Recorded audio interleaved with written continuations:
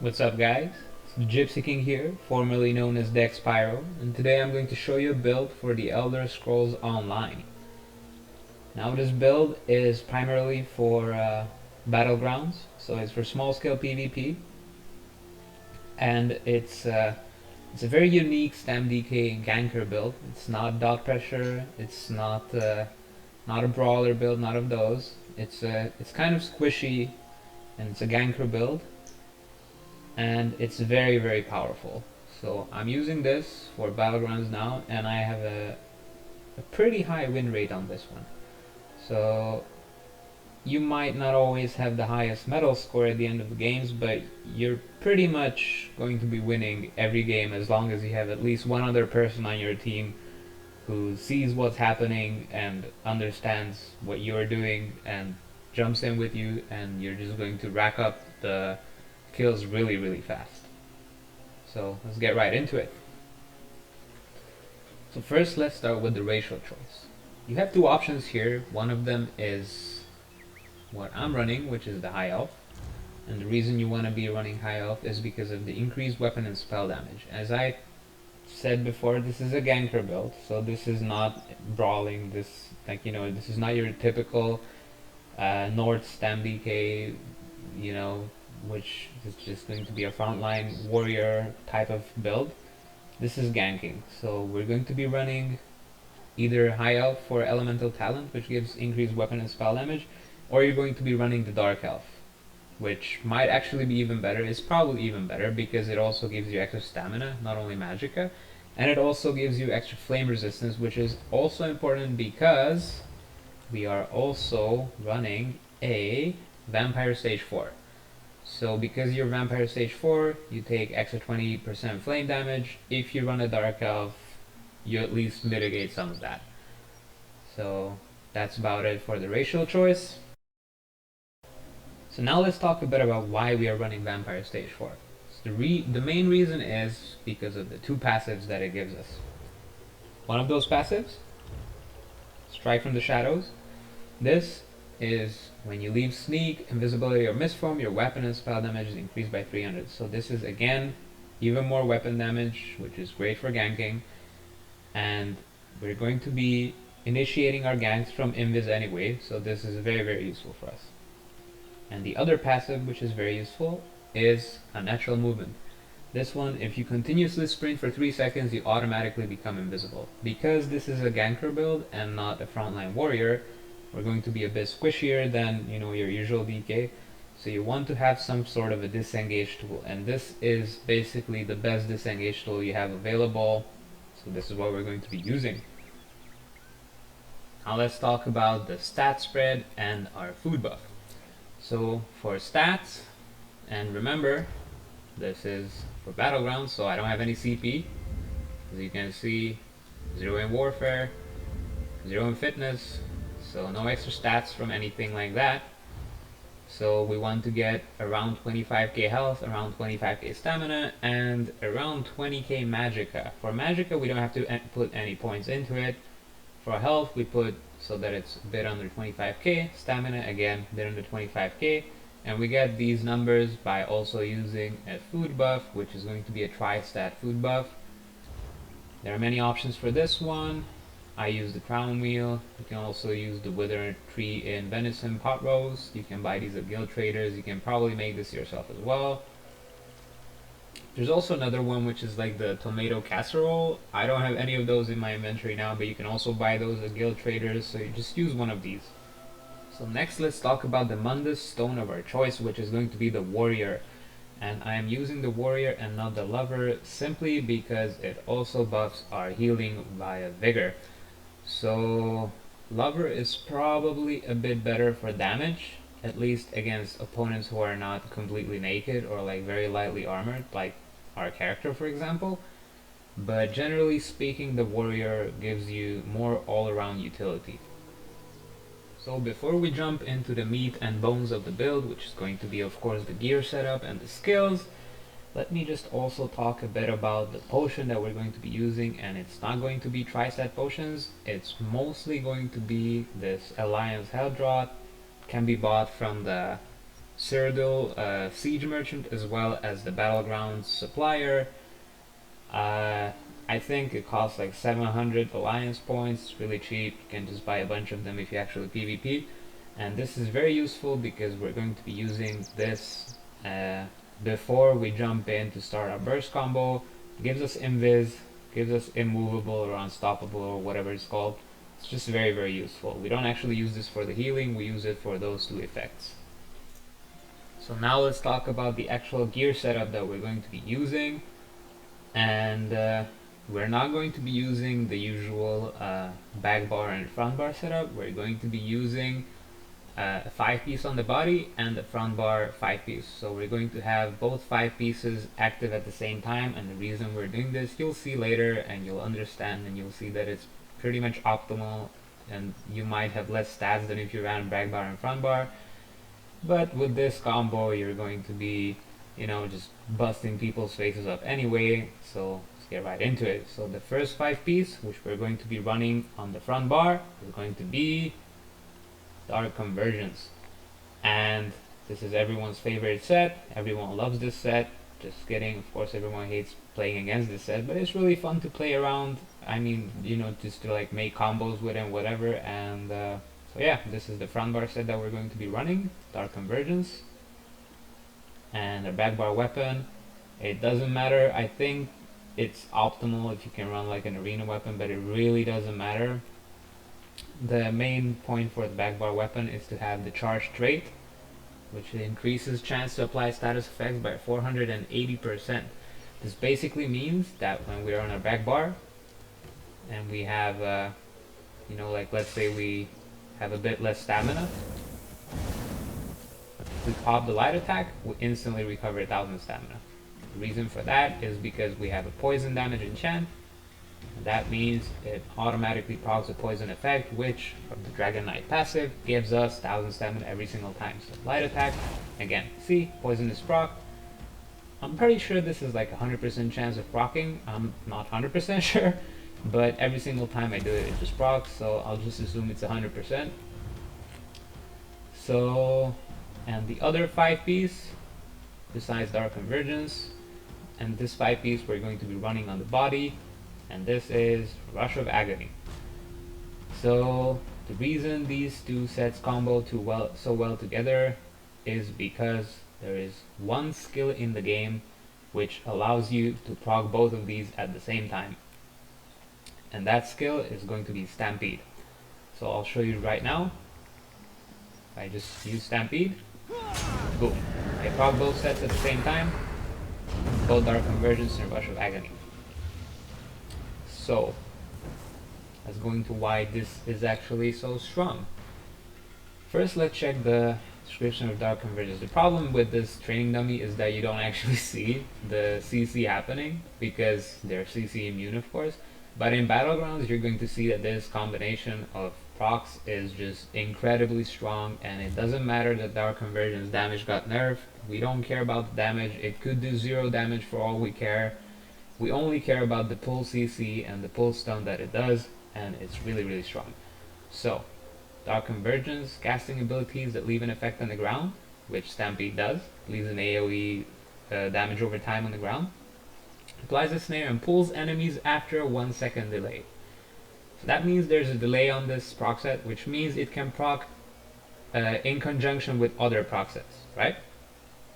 So there's a 1-second delay, and then for Rush of Agony, let's see what it says here. When you deal direct damage with a blink, charge, leap, teleport, or pull ability, which Stampede is, so you know, it procs both of these at the same time. After 2 seconds you deal damage, but it doesn't matter. The thing that matters for us is that it pulls enemies within 10 meters to you. So that means when we press Stampede and jump in, and we proc Rush of Agony, instantly enemies who are within 10 meters of us, which coincidentally is also the proc range of Dark Convergence, they're going to be pulled to us. However, with Dark Convergence, they're going to get pulled a second time after a 1-second delay, which means that, you know, the enemies you pulled with Rush of Agony, they're not going to have CC immunity apply, as it says in the description, and with Dark Convergence, they're going to be CC'd once again, with a pull, and then after that a mini stun as well for 1 second.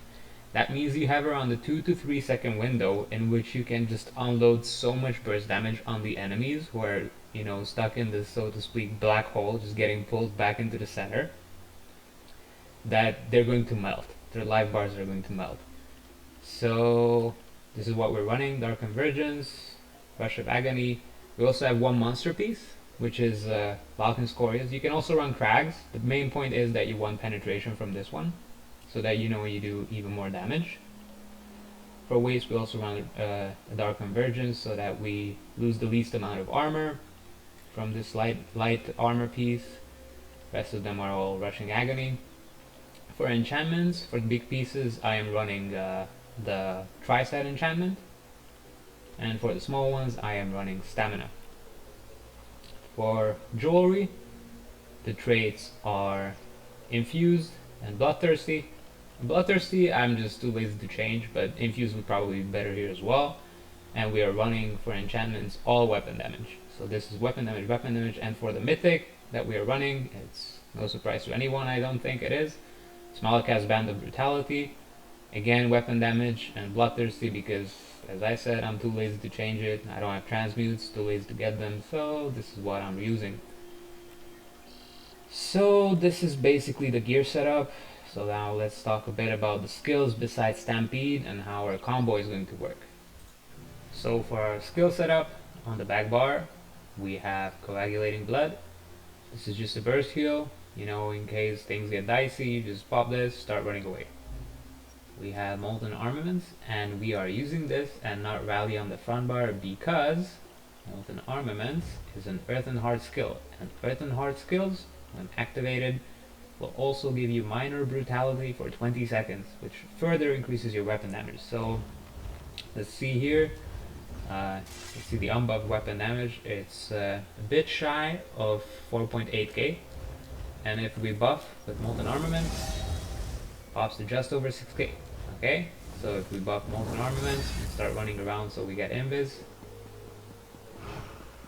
and then we get out of Invis, that will leave us just shy of 6.5k, which is a lot of weapon damage, especially for no CP. So we also have a lot of penetration from the light armor passives, Sharpen trait, and the Balkan Scoria. It's almost 10k penetration. And yeah, so let's go back to the back bar skills. Next we have Volatile Armor. This is just so that we don't instantly die when we jump in and do our burst combo. So it gives us physical and spell resistance around 6k. So our our base resistances are really low. They're like 12k-ish. And if we buff with this, then we get up to almost 18k for physical and a bit over 19k for spell resistance. This is really useful so that we don't get instantly bursted down. And yeah. Next up we have Flames of Oblivion. This got a buff in the recent patch. So now instead of 2 enemies, this will hit 3 enemies every 5 seconds. This is integral to our burst combo. If we use this and then time our Stampede so that, you know, it procs when they are being stunned, that means it's free damage for us for our burst combo. So it's every 5 seconds, which means that when you proc it, when you initially use it, it's going to launch. Well, if we were close enough, it would have launched. But basically, every 5 seconds is going to launch at one enemy. So there we go. And if we time our skills well, which we will, then this will be very useful. And it might not look like a lot of damage like this, 6.5k, but if we buff completely, oops, and switch to our front bar weapon, then this is going to be doing a lot more damage. So see, 7.1. It's definitely more than what was advertised initially. So for our next skill, we have Proximity Detonation, which is the morph in the Assault skill line, which is right here. So we use this because this just gives us even more AOE damage for our bombing combo. So we usually pop this one first, and then do all our buffing and Flames of Oblivion, and then we jump in. But we'll get to that. We'll get to the actual combo later. But this one is really good, this skill, because you generally will be aiming to catch at least 3 to 4, maybe even 5 or more people in your combo, and the more people you have in your combo, the more damage this one has to it, so it's just really, really good. It's good synergy. So for our ultimate here, we have corrosive armor. We basically are never going to use this, but in the unlikely scenario that we have to, then this is basically just a really good, oh shit, I want to stay alive ultimate, and then you just pop this, start healing, running away, whatever. Just start brawling for those 12 seconds, because you're pretty much immortal at that point, unless, you know, like you get focused by like a bunch of damage over time effects. So yeah, that's it for the back bar skills. For the front bar skills, we have Vigor, which is going to be part of our burst combo, believe it or not, because as I said, you're pretty squishy and you want to be popping Vigor whenever you initiate your burst combo. So before you jump in with the Stampede and start doing your burst damage, you want to pop the Vigor right before that, because if you do, you're going to have 4 seconds where you're getting really high healing over time on yourself. So if you don't have a dedicated healer on your team, this one is going to keep you alive, and if you have a dedicated healer on your team, then both this one and him are going to keep you even more alive. So it's just good to get used to using this in case you don't have a dedicated healer. So next up, we have Noxious Breath. This is AOE damage, applies major breach, which means even more penetration for you. It's just incredible skill overall, and with this combo you're going to see that it basically always hits every single time on everyone in your little black hole that you put out with the Stampede, and is just going to make your combo really deadly. So after this we have Executioner. This is so that, you know, people who remain on low HP can just, you know, be finished off, so you don't get your kills stolen by the opponent's Sork who just happens to endless fury them or whatever. And the next up we have a flex skill. You can use Dizzy here. I use Silver Shards because it's ranged and you can use it instantly, and if people start running away from you, then you can just, you know, chase them down with this and Stampede, and it's just really good. There's also AOE damage, so, you know, before you jump in with Stampede, maybe you can soften them up a bit. It's just a really good skill overall. And then of course we have the bread and butter of this build, which is Stampede. Without Stampede, this build is completely useless, which is funny because in Battlegrounds and in Imperial City, Stampede as well as Leap, which is the other integral part of this build, sometimes both of these skills just get grayed out and you are unable to use them at all, which means that your build is basically useless if that bug ever happens. So if that happens, then just good luck. You might as well not have any armor on at that point. So yeah, and then for the ult we have Leap, which is going to be the big burst damage up front. You can also use Dawnbreaker or the Meteor here, but I prefer Leap because it's the biggest burst damage up front out of all of these skills. So yeah. Okay, so let's see how the combo itself actually works in practice. I mean, not really in practice because I'm just showing it on a dummy now, but I'll show you a few clips from Battleground games as well after this one, so that you can see how it works in real time. But I'm just going to show you what the combo itself is. So first you want to pop the weapon buff, then proxy, then you pop volatile armor, then you pop Flames of Oblivion, then you pop your immovable unstoppable potion, then you get out of invis with Vigor, and then you Stampede in, then you press Noxious Breath, and then after that you Leap, and if the enemies who stayed alive, you start executing them with Executioner. So it's going to look something like this.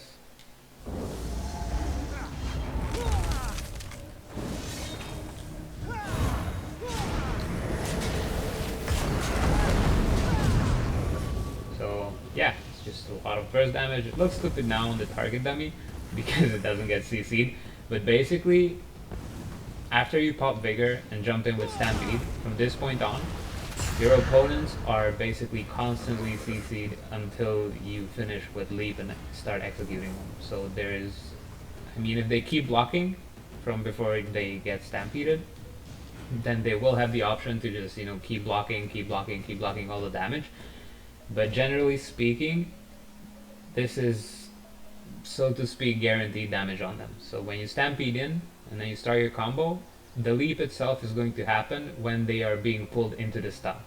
So I'll just show you how it looks in the Battleground games and then you'll see for yourself. So enjoy!